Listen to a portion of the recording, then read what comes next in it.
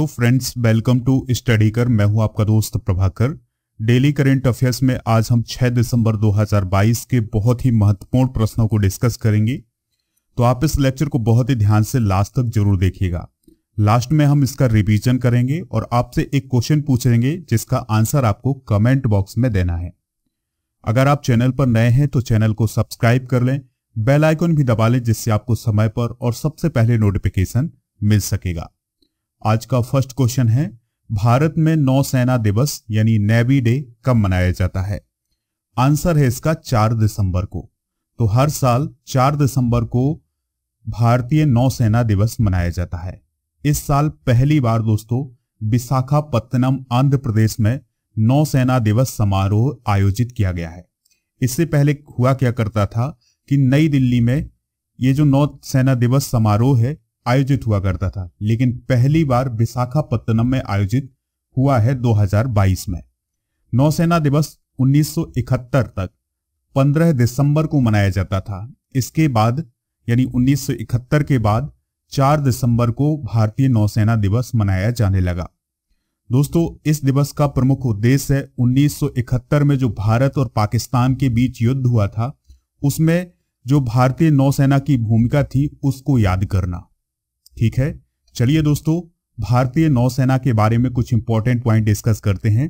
तो इसकी स्थापना 26 जनवरी 1950 को हुई थी और यह केंद्रीय रक्षा मंत्रालय यानी यूनियन मिनिस्ट्री ऑफ डिफेंस के अंतर्गत काम करता है। जो भी भारत के प्रेसिडेंट होते हैं वो नौसेना के सर्वोच्च कमांडर होते हैं। इसके अलावा आप एक बात और याद रखिएगा कि दोस्तों जो प्रेसिडेंट ऑफ इंडिया है ये तीनों सेनाओं के सर्वोच्च कमांडर होते हैं। ठीक है, वर्तमान में नौसेना अध्यक्ष कौन है? Admiral R Hari Kumar. अगला क्वेश्चन है, भारत की अध्यक्षता में पहली G20 शेरपा बैठक किस शहर में आयोजित की जा रही है? तो दोस्तों भारत की अध्यक्षता में पहली G20 शेरपा बैठक उदयपुर में आयोजित की जा रही है। कहां पर? उदयपुर में। दोस्तों भारत की अध्यक्षता में पहली G20 शेरपा बैठक 4 दिसंबर 2022 को उदयपुर में शुरू हुई है। उदयपुर को दोस्तों राजस्थान की झीलों का शहर कहा जाता है। तो इस बैठक की अध्यक्षता किसने की है? तो भारत के G20 के शेरपा हैं कौन? अमिताभ कांत, जो कि 4 दिवसीय बैठक की अध्यक्षता कर रहे हैं। दोस्तों याद रखिएगा ये शेरपा क्या होता है? तो शेरपा वह व्यक्ति होता है या शेरपा उस व्यक्ति को कहा जाता है जो कोऑर्डिनेशन बिठाने का काम करता है। तो देखिए दोस्तों जो G20 के 20 देश हैं उन सभी ने अपना अपना एक शेरपा नियुक्त किया होगा। तो भारत की तरफ से अमिताभ कांत नियुक्त किए गए हैं। इनका काम क्या होगा कि भारत और अन्य 19 देशों के बीच कोऑर्डिनेशन बिठाना, ठीक है, उनसे बातचीत करना। तो ये होता है शेरपा। तो भारत के G20 के शेरपा जरूर याद रखिएगा कौन है? अमिताभ कांत हैं। तो यूरोपीय संघ सहित 19 देशों के प्रतिनिधि और 9 अद्वितीय आमंत्रित देश इस चर्चा में भाग लेंगे। दोस्तों इस बैठक में पर्यटन को लेकर चर्चा की गई है। चलिए दोस्तों G20 के बारे में कुछ इंपॉर्टेंट बातें जानते हैं। G20 की स्थापना 1999 में की गई थी। इसमें 19 देश शामिल हैं। इसके अलावा 20वां जो सदस्य है वो है यूरोपीय यूनियन यानी यूरोपीय संघ। अब वो 20 देश कौन कौन से हैं? अर्जेंटीना, ऑस्ट्रेलिया, ब्राजील, कनाडा, चीन, France, Germany, Bharat, Indonesia, Italy, Japan, दक्षिण कोरिया, मैक्सिको, रूस, सऊदी अरब, दक्षिण अफ्रीका, तुर्की, यूनाइटेड किंगडम और संयुक्त राज्य अमेरिका। दोस्तों 2021 में इटली ने G20 की अध्यक्षता की थी, 2022 में इंडोनेशिया ने और 2023 में भारत इसकी अध्यक्षता कर रहा है। अगला प्रश्न है, ग्लोबल एविएशन सेफ्टी रैंकिंग में भारत का स्थान क्या है? बहुत ही इंपॉर्टेंट क्वेश्चन है। तो ग्लोबल एविएशन सेफ्टी रैंकिंग में भारत की जो रैंक है वो है 48। कितनी रैंक है दोस्तों? 48। तो अंतरराष्ट्रीय नागरिक उड्डयन संगठन के द्वारा वैश्विक विमानन सुरक्षा रैंकिंग यानी ग्लोबल एविएशन सेफ्टी रैंकिंग को जारी किया गया है और इसमें भारत 48वें स्थान पर है और टॉप पोजीशन पर कौन है? सिंगापुर है। 4 साल पहले 102वें स्थान पर भारत हुआ करता था, लेकिन अब सुरक्षा के मामले में बहुत ही सुधार हुआ है और अब भारत 48वें स्थान पर पहुंच गया है। देखिए कुछ इंडेक्स और रैंकिंग को डिस्कस करते हैं। तो दोस्तों ग्लोबल हंगर इंडेक्स 2022 में भारत की रैंकिंग 107 थी। हैनेले पासपोर्ट इंडेक्स 2022 में 87, ग्लोबल इनोवेशन इंडेक्स 2022 में 40, विश्व प्रेस स्वतंत्रता सूचकांक में 150, विश्व खुशहाली सूचकांक में 136, वैश्विक लैंगिक अंतर सूचकांक में 135 और पर्यावरण प्रदर्शन सूचकांक में भारत की रैंक 180 थी। अगला प्रश्न है, अभ्यास सुदर्शन प्रहार किस राज्य में आयोजित किया गया है? इंपॉर्टेंट है, तो इसका आंसर होगा राजस्थान। तो अभ्यास सुदर्शन प्रहार राजस्थान में आयोजित किया गया है। यह भारतीय सेना के द्वारा एक अभ्यास प्रदर्शन था। ठीक है दोस्तों, तो याद रखिएगा सुदर्शन प्रहार जो है वो राजस्थान के रेगिस्तान में आयोजित किया गया है। देखिए दोस्तों, बात करते हैं अगर हम भारतीय सेना की जो 6 कमांड होती हैं उनको डिस्कस करते हैं कि किस कमांड का मुख्यालय कहाँ है, क्योंकि अक्सर एग्जाम में यहां से क्वेश्चन पूछा जाता है। तो भारतीय सेना की जो पश्चिमी कमान है उसका मुख्यालय चंडी मंदिर हरियाणा में है। पूर्वी कमान का मुख्यालय कोलकाता पश्चिम बंगाल में, दक्षिणी कमान का मुख्यालय पुणे महाराष्ट्र में, उत्तरी कमान का ऊधमपुर जम्मू में, मध्य कमान का लखनऊ उत्तर प्रदेश में, दक्षिण पश्चिम कमान का जयपुर राजस्थान में और सेना प्रशिक्षण कमान जो है वो शिमला हिमाचल प्रदेश में स्थित है। याद रखिएगा दोस्तों, 15 जनवरी को भारतीय सेना दिवस मनाया जाता है।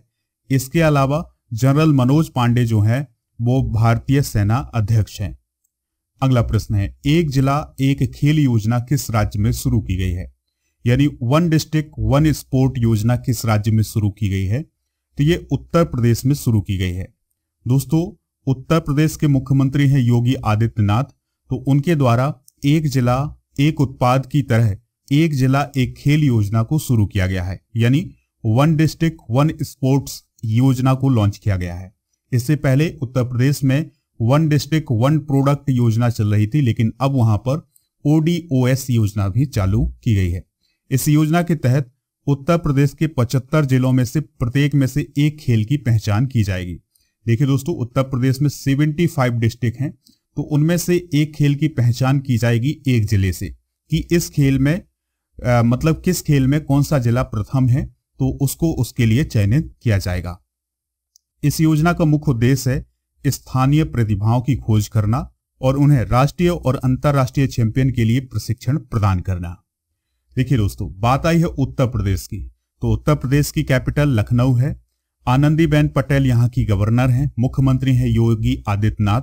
75 डिस्ट्रिक्ट हैं। राजकीय पशु है बारहसिंगा, राजकीय फूल है पलास, राजकीय पेड़ है अशोक, राजकीय पक्षी है सारस, लोक नृत्य है यहाँ के रासलीला, नौटंकी, थाली, पेता, झोरा। नदियां हैं यहाँ की गंगा, यमुना, गंडक, गोमती, सरयू। देखिए दोस्तों, यहाँ के नेशनल पार्क कौन कौन से हैं? तो Dudhwa national park, Pilibhit tiger reserve और वाइल्ड लाइफ सेंचुरी और Mahavir Swami wild life sanctuary, ये सभी कहां पर स्थित हैं? उत्तर प्रदेश में। अगला प्रश्न है, किस देश के वैज्ञानिकों ने अंतरिक्ष यान को चलाने के लिए भाप का उपयोग किया है? यानी दोस्तों, वेपर का उपयोग किस देश के वैज्ञानिकों ने अंतरिक्ष यान को चलाने के लिए किया है? तो ये किया है जापान के वैज्ञानिकों ने।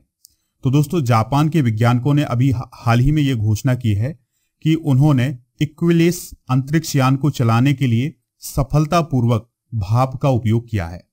जो ये अंतरिक्ष यान है यह एक नैनो सैटेलाइट है।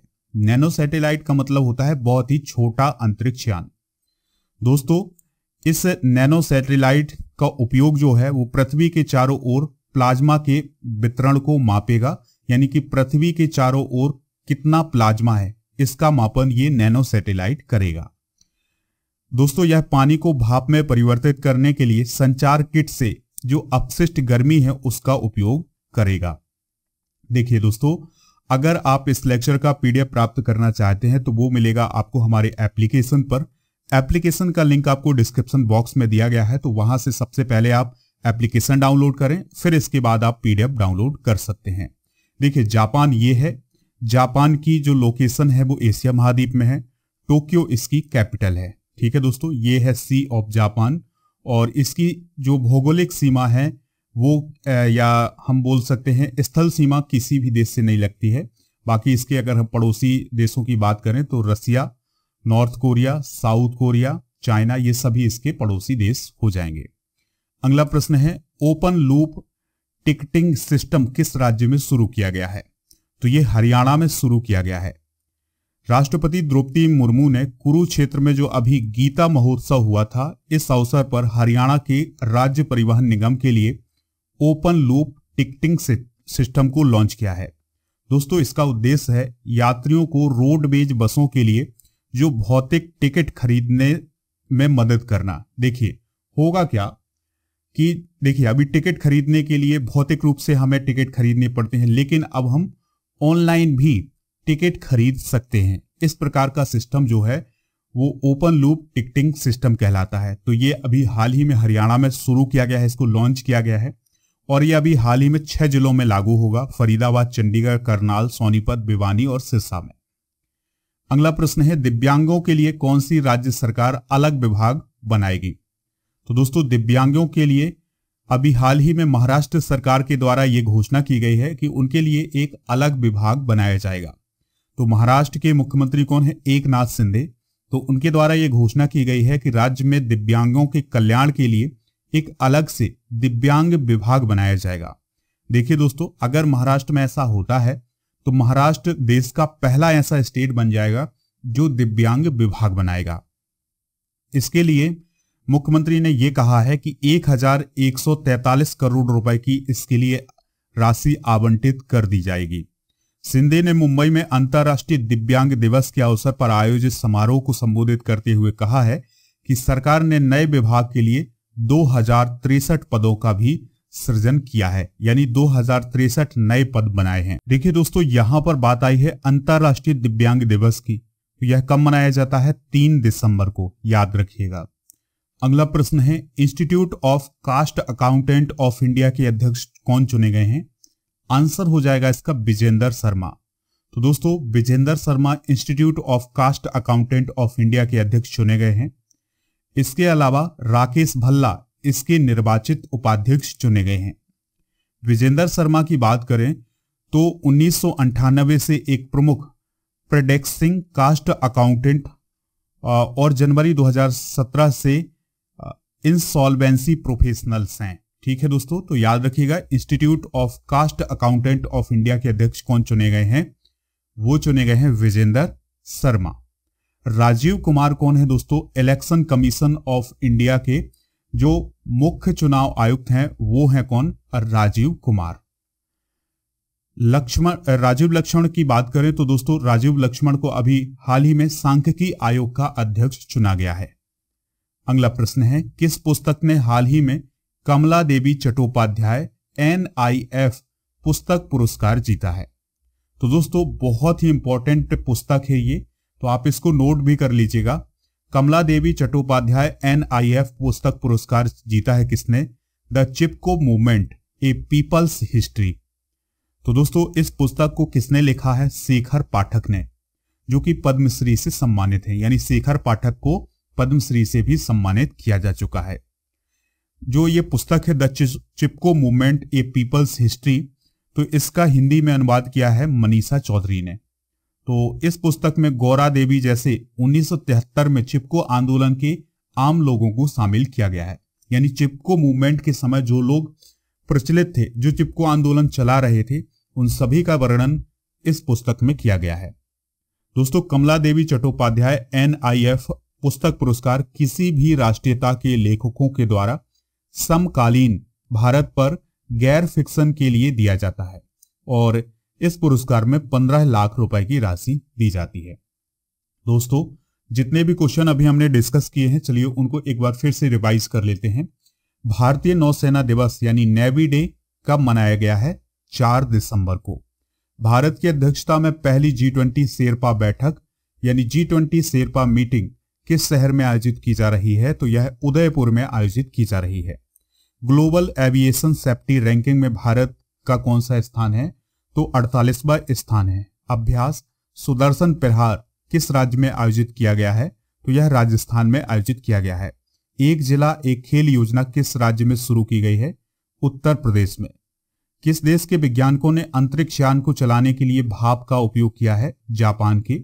ओपन लूप टिकटिंग सिस्टम किस राज्य में शुरू किया गया है? हरियाणा में। दिव्यांग लोगों के लिए कौन सी राज्य सरकार अलग विभाग बनाएगी?